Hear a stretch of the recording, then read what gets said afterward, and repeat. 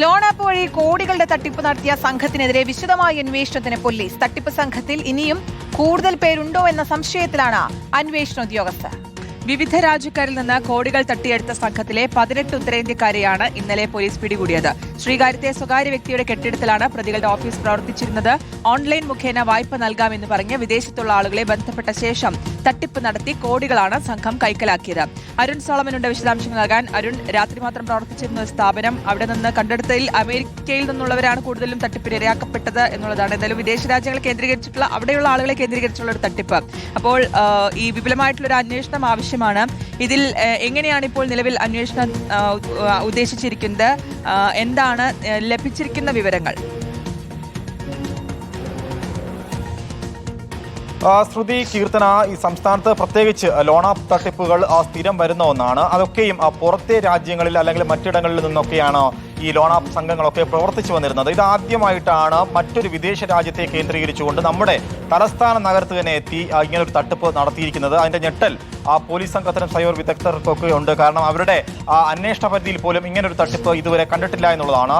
കഴിഞ്ഞ ജൂൺ മാസം 27-നാണ് ഈ തിരുവനന്തപുരത്ത് ഒരു സ്വകാര്യ വ്യക്തിയുടെ കെട്ടിടത്തിൽ ഇവർ ഈ കെട്ടിടം ലീസിനെടുത്തുകൊണ്ട് ഈ സ്ഥാപനം പ്രവർത്തനം ആരംഭിച്ചത്. ശ്രീധർ കോ ഇൻവോടെക് എന്ന് പറയുന്ന ഒരു IT സ്ഥാപനം എന്ന നിലയിലാണ് ഈ കരാർ പ്രകാരമാണ് ഈ കമ്പനി അവിടെ പ്രവർത്തനം ആരംഭിക്കുന്നത്. ഇപ്പോൾ ഒരു മാസം പിന്നിടുമ്പോഴാണ് പോലീസിന്റെ വലയിൽ ഈ 18ഓളം വരുന്ന ഈ ഉത്തരേന്ത്യക്കാർ ഇപ്പോൾ പിടിയിലായത്. അത് പിടിയിലാകുന്നതും ഈ ഒരു ലോൺ ആപ്പ് തട്ടിപ്പിന്റെ പേരിലല്ല എന്നുള്ളതാണ്.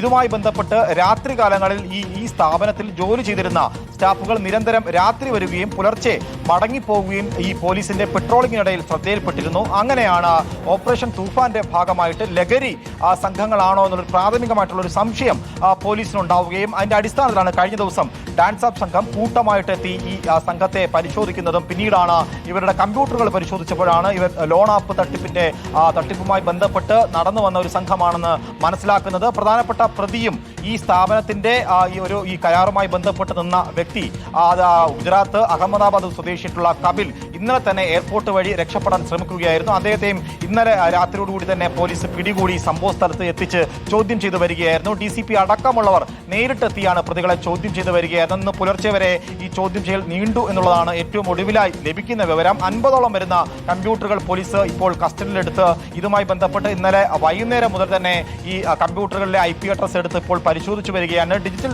ശാസ്ത്രീയമായിട്ടുള്ള തെളിവുകൾ അടക്കമുള്ളവ പരിശോധിച്ചാണ് നിലവിൽ ഈ കേസുമായി ബന്ധപ്പെട്ട് തെളിവുകൾ ശേഖരിക്കാനായിട്ട് പോലീസ് നിലവിൽ ആലോചിച്ചിരിക്കുന്നത്. മറ്റൊന്ന്, ഈ സ്ഥാപനം നിലവിൽ നടത്തി വരുന്നതും ഗുജറാത്തിലെ അഹമ്മദാബാദ് സ്വദേശിയായിട്ടുള്ള ചൗധരി ആകാശ് ദീപ് എന്ന് പറയുന്ന വ്യക്തിയാണ്. 2024 തന്നെ കൊച്ചിയിലെത്തി ഈ സ്ഥാപനം രജിസ്റ്റർ ചെയ്തു എന്നുള്ളതാണ് ഈ കരാറിൽ നിന്നും മനസ്സിലാക്കാൻ സാധിച്ചിട്ടുള്ളത്. മറ്റ് എവിടെയെങ്കിലും തട്ടിപ്പ് നടത്തിയിട്ടുണ്ടോ എന്നുള്ള കാര്യത്തിൽ ഇതുവരെയും വ്യക്തത വന്നിട്ടില്ല. പക്ഷേ അതേസമയം വിദേശത്ത് പ്രത്യേകിച്ച് അമേരിക്കയിലുള്ള വ്യക്തികളെ നോട്ടമിട്ടുകൊണ്ടാണ് ഈ സംഘം പ്രവർത്തിച്ചിരുന്നത്. അവരിൽ നിന്നും ഈ ലോണ് കൊടുക്കാമെന്നുള്ള രീതിയിലല്ല, അവരിൽ നിന്ന് പൈസ ഇങ്ങോട്ട് വാങ്ങി പ്രോസസ്സിംഗ് ഫീ അടക്കമുള്ളവ വാങ്ങി പിന്നീട് അവരെ തട്ടിപ്പിന് ഇരയാക്കുകയായിരുന്നു ഈ തട്ടിപ്പ് സംഘം നിലവിൽ നടത്തി വന്നിരുന്നത്. അതാണ് പ്രാഥമികമായിട്ട് കമ്പ്യൂട്ടറുകൾ പരിശോധിച്ചപ്പോൾ മനസ്സിലാക്കാൻ സാധിച്ചിട്ടുള്ളത്. ഇതിൽ രാത്രി 8 മണി മുതൽ പുലർച്ചെ 5 മണി വരെയാണ് ഈ ഓഫീസ് പ്രവർത്തിച്ചിരുന്നത്. സമീപത്തുള്ളവർക്ക് പോലും ഒരു സംശയവുമില്ലാത്ത രീതിയിൽ കേവലം ഒരു IT കമ്പനി, ഒരു ധനകാര്യ സ്ഥാപനം എന്ന നിലയിലാണ് ഈ സ്ഥാപനം കഴിഞ്ഞ ഒരു മാസമായി പ്രവർത്തിച്ചു വന്നിരുന്നത്. ഓപ്പറേഷൻ തൂഫാൻ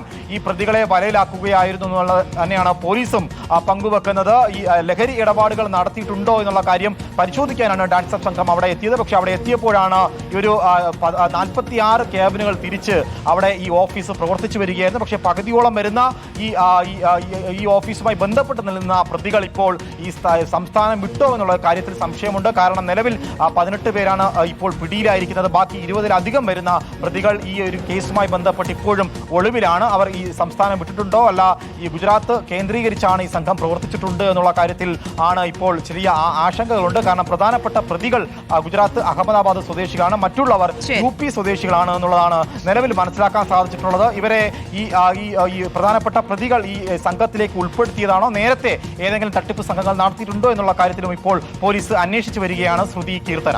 ഓക്കെ, വ്യക്തമാണ്. തട്ടിപ്പിന്റെ പല രൂപങ്ങളിൽ ഒന്നാണ് ഈ കണ്ടത്. സാധാരണ നമ്മുടെ മറ്റു സ്ഥലങ്ങളിലിരുന്ന് നമ്മുടെ നാട്ടിലുള്ളവരൊക്കെ പറ്റിക്കുന്ന രീതിയാണ്. പക്ഷേ ഇത് നമ്മുടെ നാട്ടിലിരുന്നു കൊണ്ടാണ് മറ്റു രാജ്യങ്ങളിലുള്ളവരെ തട്ടിക്കുന്നത് എന്നുള്ളതാണ്. ഇതെന്തായാലും 18 ഉത്തരേന്ത്യക്കാരാണ് പിടിയിലായിട്ടുള്ളത്.